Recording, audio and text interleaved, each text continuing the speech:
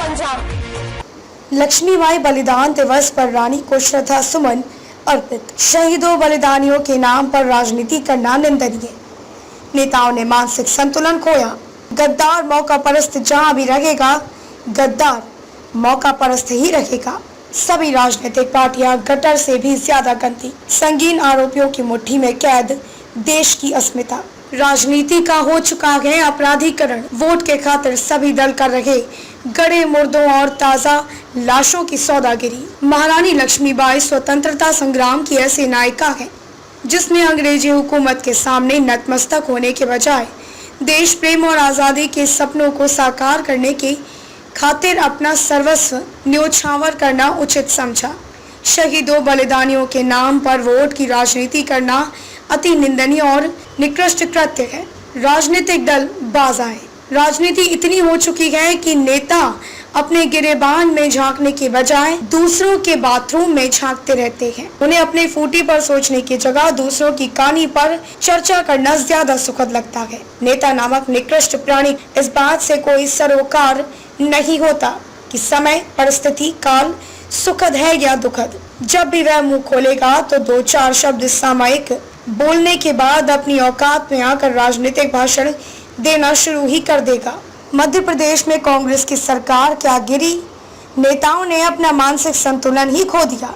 ग्वालियर में कांग्रेस नेता ने मिश्रा ने महारानी लक्ष्मीबाई बलिदान दिवस के अवसर पर रानी को श्रद्धा सुमन अर्पित करना तो दूर, सिंधिया खानदान को सूखे गले से ही कोसना शुरू कर दिया। बकौल के मिश्रा, जिनके वंशजों के हाथ गांधी लक्ष्मीबाई की हत्या के खून से रंगे हो, वे देश और किसी भी पार्टी के नहीं हो सकते। ज्योतिरादित्य सिंधिया ने कांग्रेस पार्टी क्या छोड़ी, पूरे सिंधिया खानदान को ही निशाने पर लिया गया।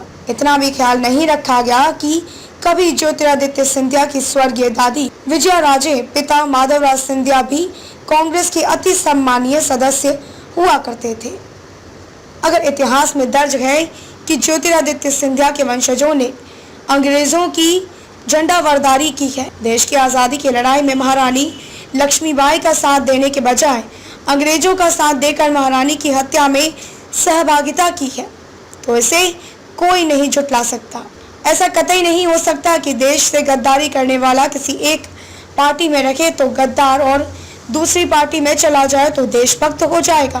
गद्दार मौका परस्त जहां भी रहेगा, गद्दार मौका परस्त ही रखेगा। देश का दुर्भाग्य है कि आज हर राजनीतिक पार्टी में गद्दार और मौका परस्तों की भरमार है। हर राजनीतिक दल गटर से भी ज्यादा गंदे और बदबूदार है। सत्ता की लोलुपता ने हर राजनीतिक दल को पथभ्रष्ट कर दिया है। देश की संसद और राज्यों की विधानसभाओं में बलात्कार, हत्या, अपहरण, डकैती, लूट, गबन, हेराफेरी, 424 जैसे अनेक संगीन आरोपों की कालिक लपेटे नामचीन संवैधानिक सुरक्षा कवच ओढ़े सम्मानीय विराजमान है। आज देश और देशवासियों की अस्मिता ऐसे ही हाथों में कैद है। न कांग्रेस दूध की धुली है और न ही भाजपा और न ही अन्य प्रोप्राइटरी पार्टियां, सभी हमाम में एक जैसी है। हकीकत तो यह है कि अपनी सत्ता, लोलुपता और व्यक्तिगत स्वार्थों की पूर्ति के लिए अपराधियों के राजनीतिकरण करने वालों के पापों का ही परिणाम है कि वर्तमान समय में राजनीति का ही अपराधीकरण हो चुका है। सभी के दामन न केवल दागदार है बल्कि काले